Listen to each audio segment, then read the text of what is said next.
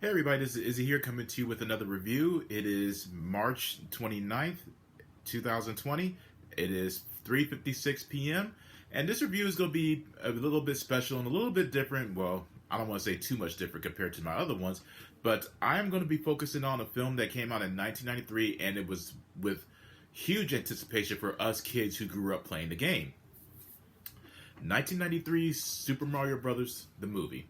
Now, you can imagine that those who grew up playing this game, imagine the excitement that they experienced when they saw the poster for this film. My first interaction with this advertisement came in the form of a comic book. I can't remember which comic book it was. I want to say it was a Spider-Man or the Death of Superman. I can't remember exactly which.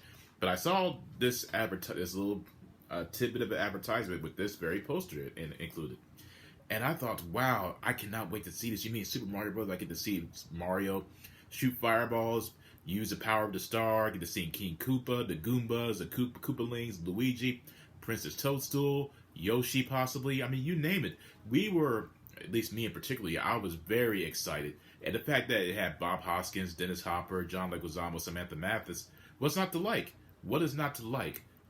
Unfortunately, I think what generally happened is us kids who were massively excited for watching this film come to life, it very much didn't resemble anything that we were familiar with.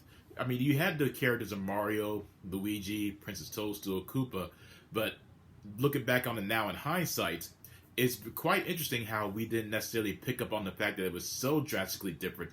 You know, we're kids. We're not paying attention to all the little intricate and complex details and all the different changes that allow for this film to happen.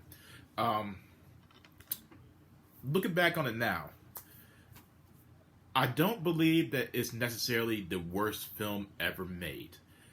Is it a proper Super Mario Brothers adaptation? Absolutely not. Is it ideal for the way that it was presented? No, absolutely not as well. If it was called, and this is another statement I made in my Pearl Harbor review on my Facebook. If it was called anything other than what it is, it would probably have been better received, if you will. Because the idea was there. I understood what they were trying to do in terms of the content and in terms of the storyline. I completely understood it. Now, it's more or less of the fact that when you really put everything in perspective, the concept of Super Mario Brothers doesn't necessarily lend itself well to a live-action format. Super Mario Brothers would work fantastically if you had a studio like DreamWorks or Disney or even Illumination provided in a more of a stylized animated format. Or unless if you were to do a Super Mario Brothers adaptation once again, do it in the same way that they did with Sonic. You have Super Mario, well, you have Mario, Luigi, Toad, or whoever. You have them be animated while they're interacting with the live action environment. But as I said, Super Mario Bros., because of how quirky and zany the world that his world is better suited that if it just remains animated. And I'm hoping that at some point or another they do decide to animate, make it a full 2 hour, well, hour, 30 minutes, 2 hour plus extravaganza that is completely animated. But the film stars Bob Hoskins, John Leguizamo, Dennis Hopper, Samantha Mathis, and it's a different take on the Super Mario Brothers and mythology. You have the characters that are named Mario, Luigi, Princess Toadstool, Koopa, but they don't necessarily resemble their character counterpoints from the video games.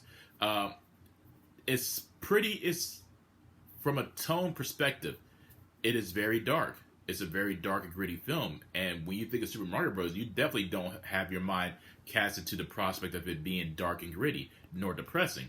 You think of very colorful images, you think of exciting, quirky, over-the-top action. You know, you just think of something that's all about fun. The fun was completely drained out of it, looking back on it now. And from my understanding, the directors they weren't familiar with the concept of Super Mario Bros. It wasn't until that their kids informed them how popular it was that they decided to go ahead with this project. If you want my honest opinion of it, I think what generally happened is they most likely didn't have the intention of calling it Super Mario Bros. Yeah, there was going to be you were going to have Mario, you're going to have Luigi, you're going to have King Koopa, but it wasn't going to necessarily be called Super Mario Bros. The same way that you have with Josh Trank did Fantastic Four. They only included the name Fantastic Four in order to not be sued. Bob Hoskins and even John Leguizamo are on public record of saying that this is the worst film that they ever took part in. And Bob Hoskins even stated that this film was one of his biggest regrets. John Leguizamo even stated that the majority of the time while they were filming, all they did was trash talk the film and get drunk during the breaks of their filming. From a fan's perspective, I could watch this film now and understand that, you know what, if I could just separate it completely from the original Super Mario Brothers mythology, this would most likely be an entertaining film. Or if you just simply took the name Super Mario Brothers out and called it something completely different, then chances are it would be better reviewed, it'd be much more better understood, and be embraced. But when you have a project that is just a series of video games, just forget video games in general, but when you think of Super Mario Bros. And the following that it has, you have to imagine that how many fans, older fans of this time period who were just, how can I explain this? Who were just so ecstatic and thinking that they were going to see a live action Super Mario Bros. That was also faithful to the source material, how disappointed they most likely were. And they were. You had critics who just lambasted this film to the scorched ends of the earth. Like I said, I understood exactly what they were trying to go for in terms of the direction of the film. I think now if they were to remake it, if any film deserves a remake, it's this one. Because now I think you have the proper technology and you're able to explore the various different worlds and the powers and the King Koopa, the Koopalings, and the Goombas. The directors now, I feel, are able to go into a much broader perspective of direction and find a way to capture the world that is Super Mario Brothers. Because the idea was there, and I understood, looking back, I understand that at some point or another, they most likely were thinking, well, we can't do a faithful Super Mario Brothers adaptation because it would most likely be laughed out of the theaters. I don't necessarily believe that idea simply because it was in 1993. It's not like the standards were exactly high as far as cinema is concerned. But when you look at how they presented Yoshi, and spoiler alert, Yoshi looking more like a Jurassic Park dinosaur than an actual friendly, adorable dinosaur, then you're like, wow, man, it's Super Mario Brothers the film 1993 is pretty depressing when you look at it from that perspective. But if I'm just going to be completely honest, I do enjoy the film for what it is. I do enjoy the fact that they attempted to do something different. It is over the top. The way the Goombas look, it is hilarious at the same time. You could tell Bob Hoskins and John Leguizamo were not taking their roles seriously at all. And I don't really think you necessarily take Super Mario Brothers seriously to any extent because, let's be honest here, Super Mario Brothers. You have Mario who takes mushrooms and grows stronger, and then you have him getting the flower and shooting fireballs out of his hand. You have him getting the star that turns into completely invincible. You have him stomping on Goombas. You have him stomping on King Koopa. You have Yoshi eating things. There's nothing remotely serious about it. And I read one comment on YouTube when it came to this film. You're thinking, I wonder what drugs everybody was taking when they were making this film, because those drugs I think I would love to have. But at the same time, you have to look at it from a completely unique way and say, you know what? As long as I'm entertained, as long as I can turn my brain off, then I'm okay.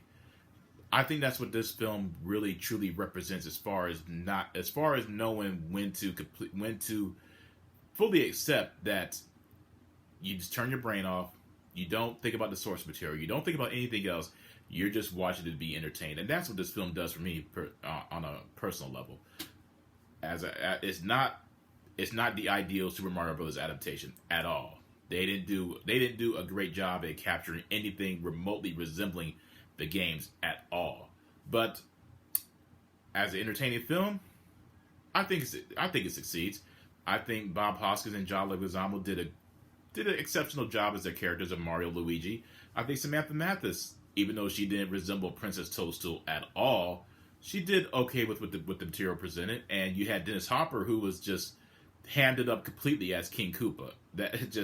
And I can remember very vividly to this very day when We were living in Germany at the time when this film came out on the base, and the theater was completely packed. And when you heard the Super Mario Brothers theme at the beginning of the film, the entire theater erupted. And little did we know, as we watched the film, us being children at the time, we're not necessarily focusing on the little details and the changes that, that when you're 11 or 12 years old, you don't think about these things. You don't think about the changes. You don't think about the content that how it's just so different from however it is that you envision it in your head or even playing the games.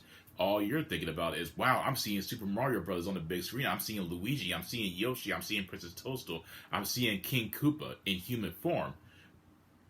It's different. It is a very different type of film that has a very different type of style to it, and it's still fun. I just think it's very important to just simply look at it as a different type of adaptation rather than simply looking at it as a pure cinematic faithful adaptation of Super Mario Brothers mythology. Overall, I still enjoy it for what it is. And I know there's going to be some people who disagree with me on this, and that's fine. None of us is going to like the same things, and that's what makes us wonderful human beings. And anyone who, if we were to share 100% of our agreements all the time, the world would be a very boring place because we would never disagree on anything. But Super Mario Bros. The movie, 1993, enjoyable, fun, entertaining, different, unique, zany, very dark and gritty for a Super Mario Bros. Film. But anyone who has watched this film, or if you haven't watched this film, if you have, let me know what you thought about it. Let me know in the comment section what you thought about it. Provide a like. Let me know on my Facebook what you thought about it. If you haven't watched this film, just be prepared to understand and know that it's not going to be anything that you're familiar with as far as the mythology is concerned. Just let you know ahead of time. Be prepared. It's very different. That is my review of Super Mario Brothers the film.